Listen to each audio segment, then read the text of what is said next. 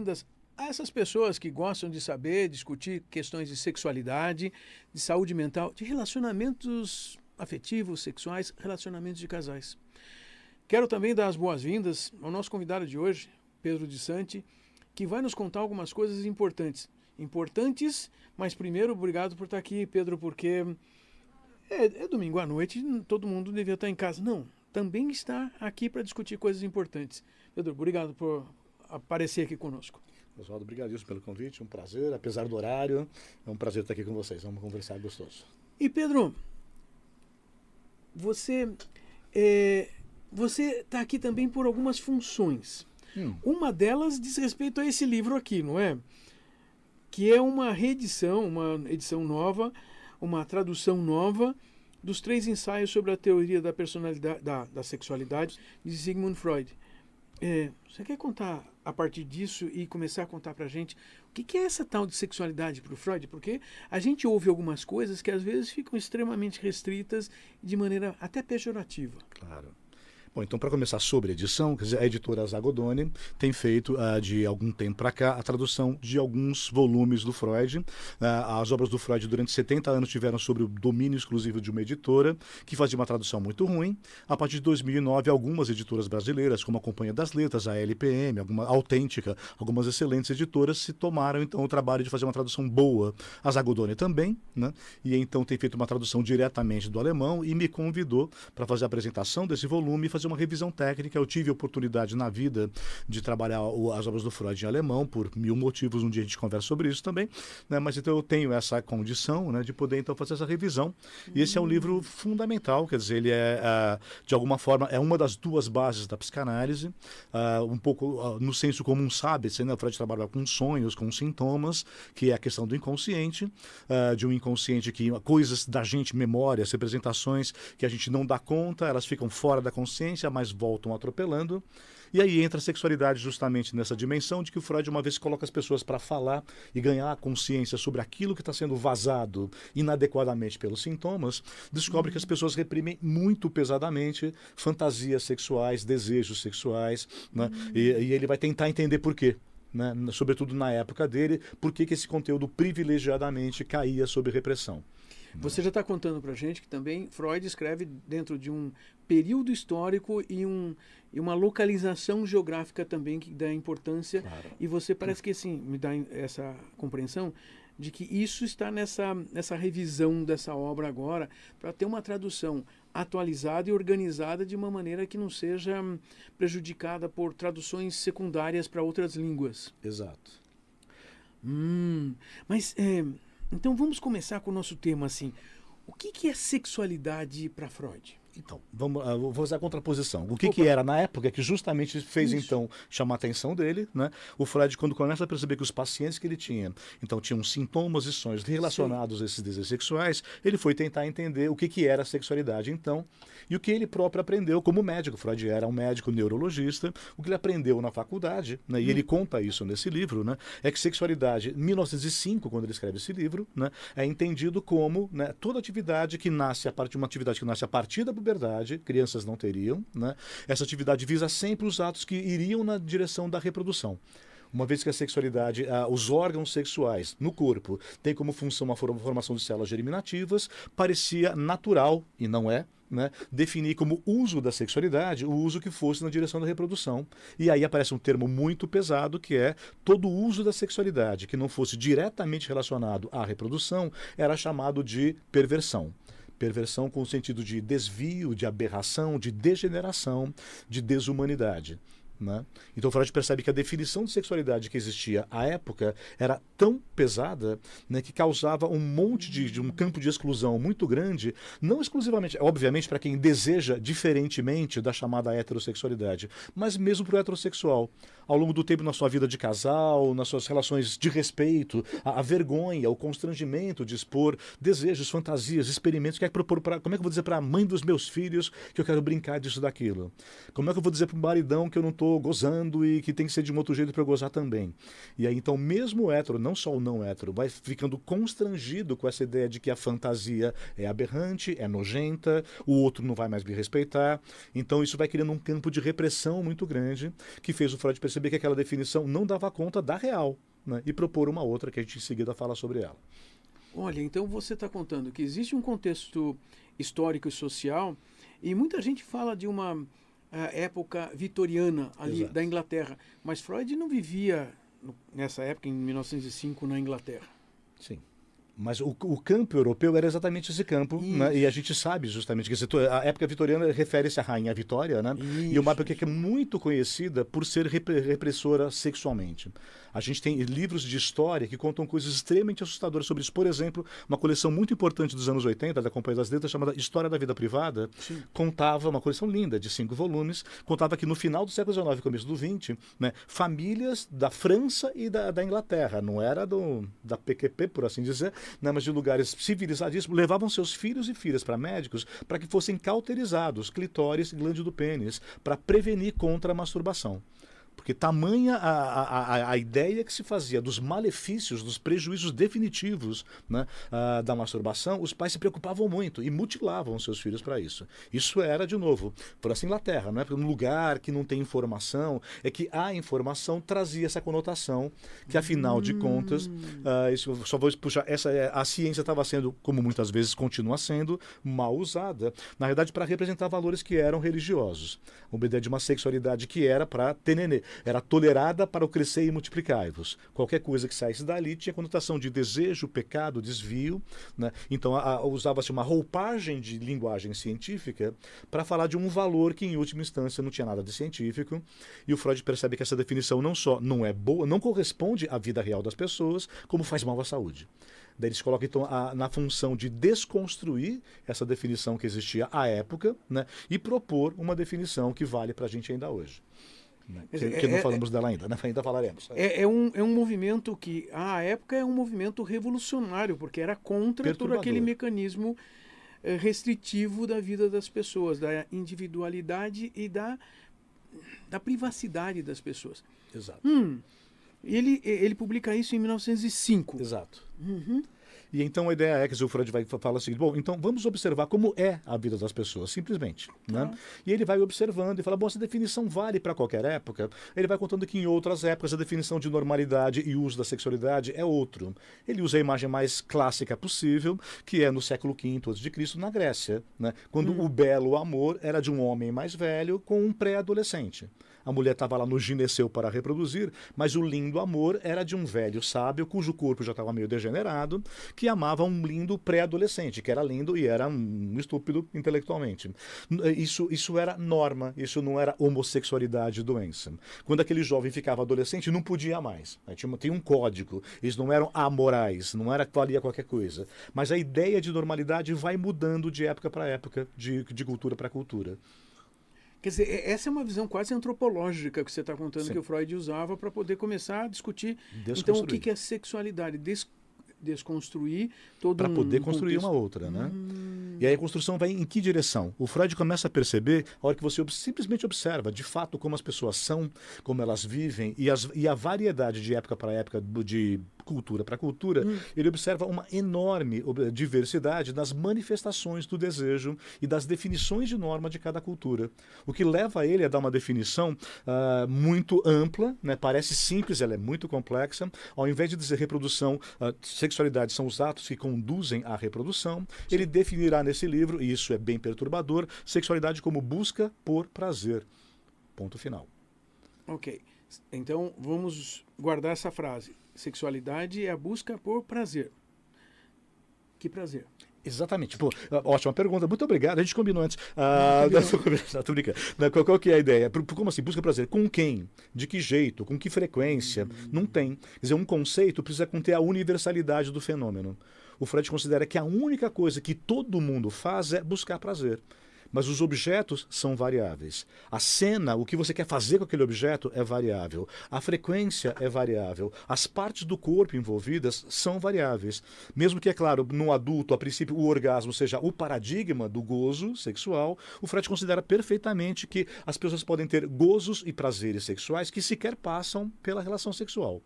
Ele amplia muito a definição de sexualidade, né? Falando de outras partes do corpo, falando de outras experiências estéticas, experiências muito variadas que, enquanto busca por prazer, seriam manifestações também da sexualidade. Olha só. Buscas por prazer está incluído em sexualidade, inclusive tomar um cafezinho, não é? Tomar um bom cafezinho. O Freud vai opor a questão da sexualidade apenas a uma outra. O Freud teria duas forças que movem a gente. Remete também ao filósofo Thomas Hobbes, é uma outra conversa muito interessante. A gente tem uma força que busca prazer e uma força que busca autoconservação, a preservação da vida. Essas forças podem se conjugar, né, numa linda, deliciosa e saudável refeição, né, ou podem se opor em uma comida deliciosa, mas que faz mal pra caramba pra saúde. Né? Mas a gente teria duas coisas que nos movem: manter a vida e buscar prazer. Né? E a gente vai tentando conjugar essas coisas ao longo da vida, mas toda atividade que signifique prazer pelo prazer, o desfrute estético de uma linda obra de um prelúdio do Debussy, né? O Freud estende o conceito de sexualidade até essa ideia do prazer pelo prazer. Então, embora o corpo seja, para muitas pessoas, uma condição imprescindível para a vida sexual, para outras, um lindo amor romântico é satisfatório. Para alguns, um amor à distância, platônico, durante o intercâmbio de estúdio, segura a onda. Né? Para algumas, é impossível passar uma semana sem um encontro físico-corporal. Né? E aí toda a questão da vida, é claro, né, é ir experimentando bastante. Para você saber do seu desejo, tem que experimentar um bocado, para vocês sabendo qual que é o seu, e encontrar parceria legal. Né? Quer dizer, obviamente um casal será um casal viável se de alguma forma houver um campo comum, né, de modo de expressão desse pedaço da vida. Um casal composto por alguém que é muito hipersexualizado, no sentido estrito do termo, com alguém que é muito platônico, tem uma chance muito grande de dar ruim. E quando a gente encontra essa diversidade, quer dizer, eu desejo de um jeito, o outro de outro, o que a gente costuma fazer? Um tá errado, um tá certo. Eu sou louco, ela é normal. Né? E não é, né? A gente é diferente. Então, não há que julgar moralmente, né, os caminhos da vida sexual de uma pessoa ou outra, há que se buscar parcerias e que de alguma forma combinem com a gente. Mas o Freud dá uma grande desestruturada na noção de normalidade. Que era uma coisa que estava se tornando extremamente restritiva e rígida, exatamente na mesma época com a criação da psiquiatria. Exatamente isso, né? E com o temor da degeneração, o temor que, aliás, da era o termo usado, né? Degeneração neurológica mental, com a expressão de questões da sexualidade não reprodutiva. E como é que o Freud fala disso de um jeito lindo? O Freud, que é um caretão, pessoalmente um cara muito careta, fala, mas falam que homossexualidade é degeneração. Olha, algumas das pessoas mais inteligentes e éticas do mundo são homossexuais. Degeneração não teria isso. Quer dizer, todas as funções mentais estão ali. O Freud dissolve a diferença entre homem e mulher, dissolve a diferença entre neurose e psicose. São combinações diferentes dos mesmos elementos. Não tem vírus, não tem falha, não tem doença. São composições distintas dos caminhos do desejo.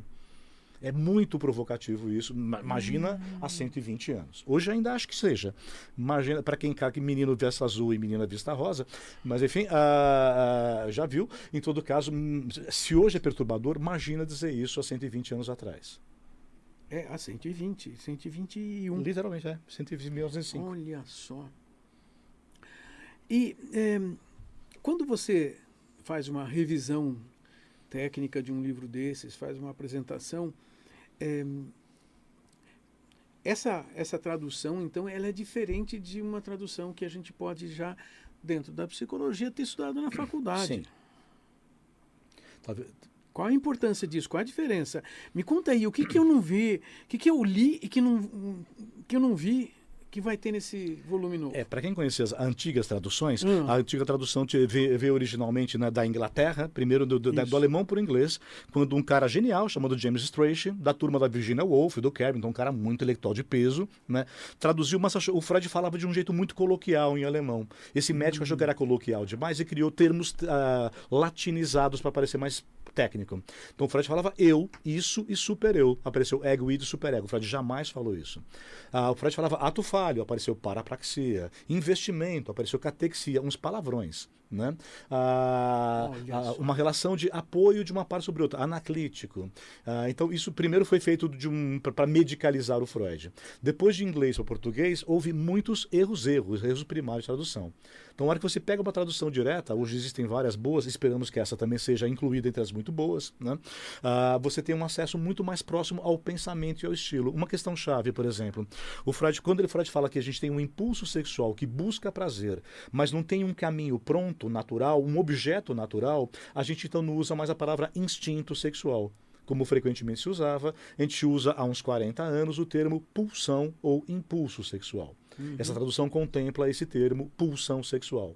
Para distinguir, né, um instinto é um impulso que tem um objeto bem definido. Um instinto é um comportamento adaptativo, não aprendido, é um comportamento natural, por assim dizer.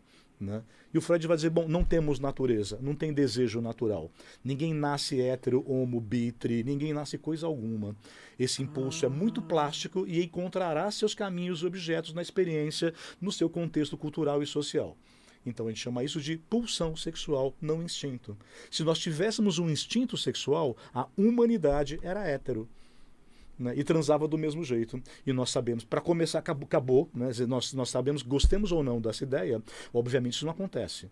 Né? Nós, héteros, seríamos 98% da população. E nós sabemos que não somos. Nunca saberemos quantos somos, o armário é muito grande, mas nunca saberemos quantos somos. Mas sabemos que não somos 98%, então não tem comportamento natural. Né? Existe uma incrível variedade. O de perto ninguém é normal, da vaca profana do Caetano, é freudiano. Né? De perto, enorme singularidade, enorme variedade, e o Freud é um cara que valoriza extremamente esse caminho singular do desejo, que não deve ser normalizado, normatizado, submetido a uma norma, a uma regra, a uma normalidade. Você já está abrindo toda uma percepção de como nós devemos ou poderíamos estar compreendendo ou encarando essa leitura. Mas nesse livro assim tem exemplos assim sobre questão de sexualidade, porque 3 ensaios sobre a teoria da sexualidade é uma... Quais são? Né? O primeiro chama-se Os Desvios Sexuais, traduzia-se antigamente como as aberrações. Tá. Porque os desvios sexuais é um jeito interessante também do Freud de pensar, eu acho que vale a pena em 1 minuto contar isso. Sim. O Freud usa a seguinte metáfora: se você pega um cristal, né, um vaso de cristal, um copo de cristal, e você olha para ele, ele é uma peça única e maravilhosa. Se ele cair e quebrar, ele vai se estilhaçar, mas não aleatoriamente. Nos estilhaços você vai ver a estrutura do cristal, que estava lá o tempo todo, mas do objeto íntegro você não vê essa estrutura. Só quando quebra aparece.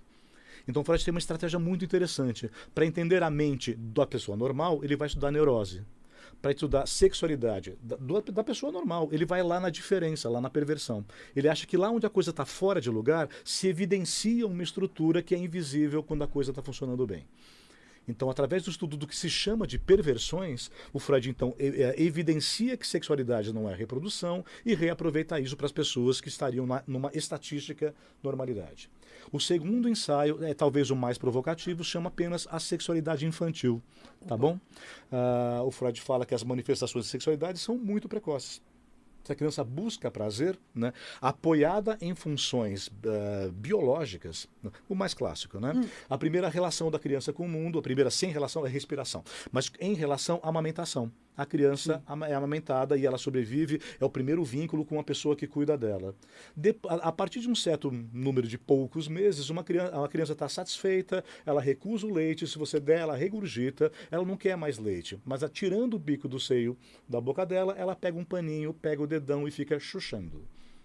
Então, a boca, né, virou um suporte, né, do impulso sexual. Aquela boca era reprodução, ela é reprodução, mas ela foi agora erogeneizada. Agora é uma fantasia de incorporação ali. E o estímulo da boca, agora independente da função reprodutiva, vai dar prazer também. Isso para o Freud veja só, a sexualidade.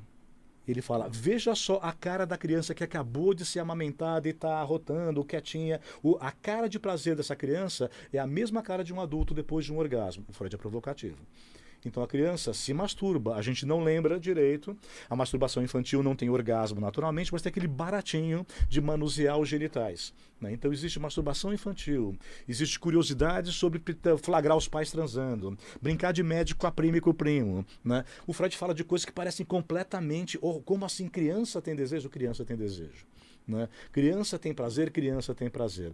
E isso basta olhar para ver, né? Mas é muito difícil porque a gente não lembra da nossa própria. Como nós aprendemos que tudo isso é muito sujo e feio, né? A gente vai reprimindo, né, a nossa lembrança da nossa experiência sexual infantil.